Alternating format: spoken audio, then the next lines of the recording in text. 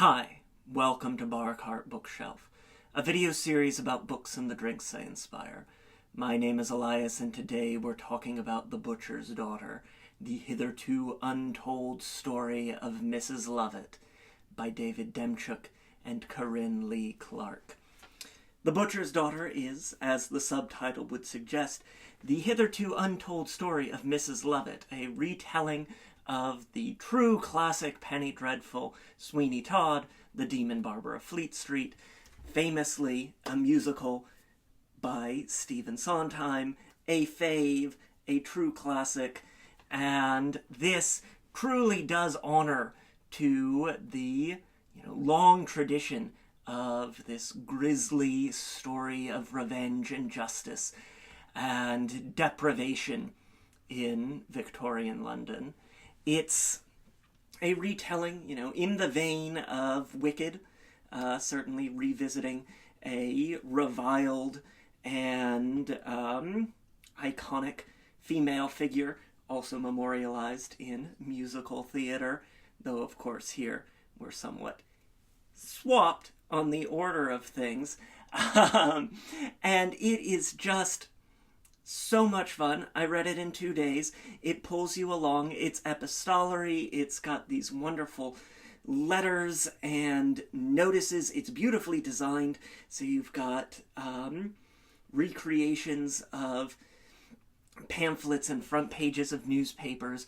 It's a book as a bit of an artifact, and just this propulsive historical thriller. It's not really speculative, except in that, things are larger than life. There's no real supernatural element here, just strange conspiracies and pies made of people and,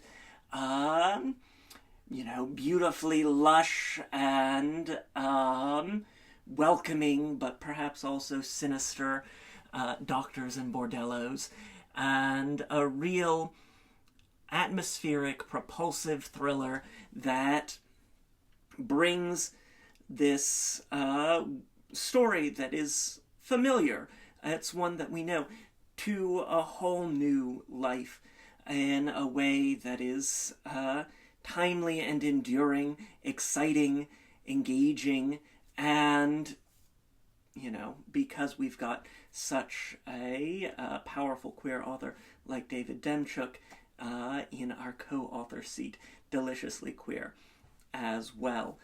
We've got just so much fun in this. It's, as I said, it's familiar, but it's also fresh. And if you're familiar with the story of Sweeney Todd, then you're going to find a lot of fun Easter eggs and fun ways that the story is being played with. And if you're not, you're still going to have a really great time, because we all sort of know vaguely that there are people in the pies. It's people. It's like Soylent Green. It's people.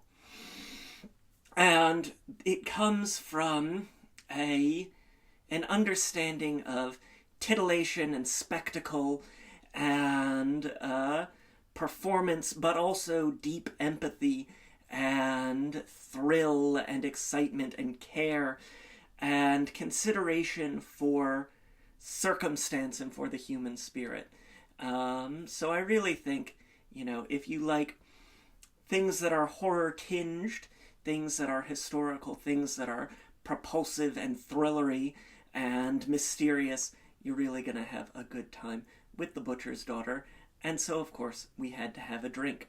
Our drink is, what could it be but a Mrs. Lovett? And we're going to start with a few leaves of lemon balm. Got a doctor's surgery in the book that is scented with lemon balm.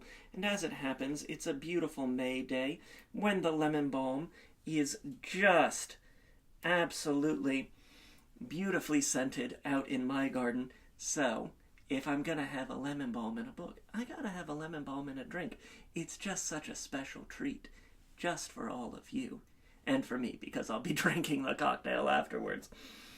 And we'll take our muddler and we'll gently muddle. And when we muddle, we always do gently and always with a smooth bottom, because we want to express our oils but not tear up the leaves and release bitter compounds. So just a slow, gentle motion, sort of twisting, as you can see, like this, until we've got our oils expressed. Oh, that smells so good. Really. Lemon balm, primo. And then, what's a pie without an egg wash? We're going to get a whole egg white down into there and have a nice frothy foam as a result of that. And of course, I think when there are pies made of people, when there's so much meat to a book like this, you really got to have a little animal component in there. Just that little something, and truly an egg white is perfect. It's going to bring a richness, it's going to bring a savor, it's going to bring a little something extra to our Mrs. Lovett. Now get our primary spirit, 1.5 ounces of Old Tom gin. This is the Haymans of London Old Tom gin.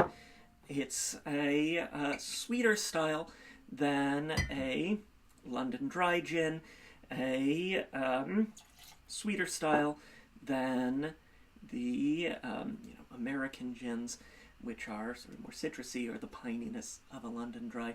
It's more old-fashioned, a little more antique, and it's just really going to bring our drink alive here. So Old Tom gin. If you want to make a substitute, you can, but I highly recommend seeking out that Old Tom specifically.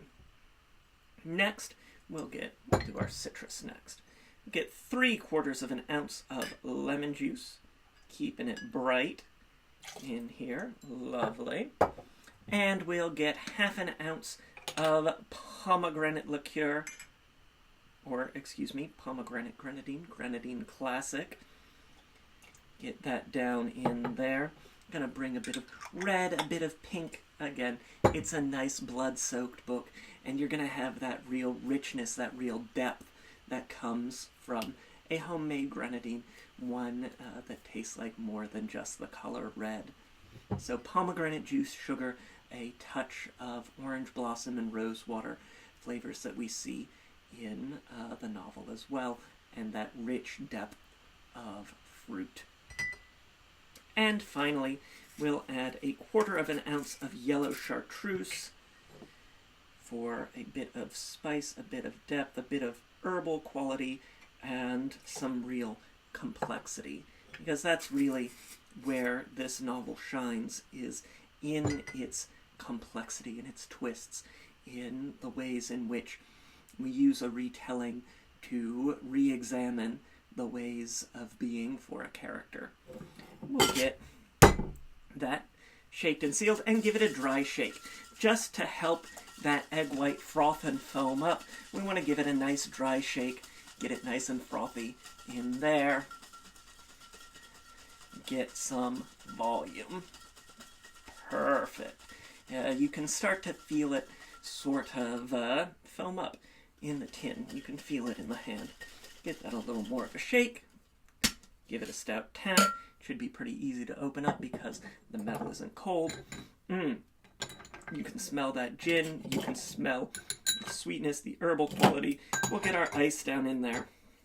Ooh. Have a little spill. Clean it up. And shake it up. Wake it up.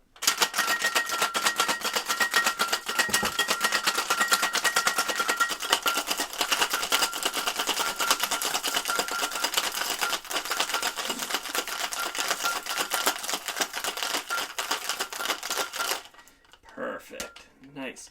Frosty, freezy. As you can see, much harder to open the tins because they've cooled down. The metal is contracted. Give that a stout tap. There we go. Take our handy-dandy hawthorn strainer and a fine mesh strainer because we've got those herbal lemon balm leaves and the egg white in here. We want to make sure that everything is smooth as silk as we strain into a stemmed glass.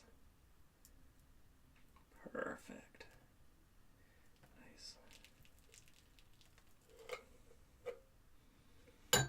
Yeah. Set that aside, and we will garnish with a lemon balm leaf again. And so there you have it.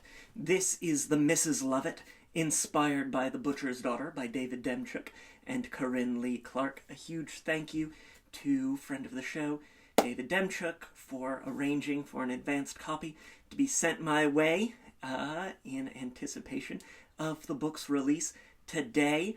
I had such a wonderful time with it. I've got a link to snag it in the description down below, as well as a link to find my book, Cocktails and Consoles, 75 Cocktails and Mocktails Inspired by the Wonderful World of Video Games, and that includes the recipe for my homemade grenadine that we use here on Bark Bookshelf. Got links to various forms of social media, including Blue Sky and Instagram, where there's always a written version of today's recipe. Try the drink. Let me know what you think in the comments down below. Hit that like button. It makes me so happy when you do. Subscribe if you haven't already, because May is for the cannibals here on Bark Bookshelf, and we have got more of that headed your way. Thank you so much for watching. Comment down below, and until next time, cheers!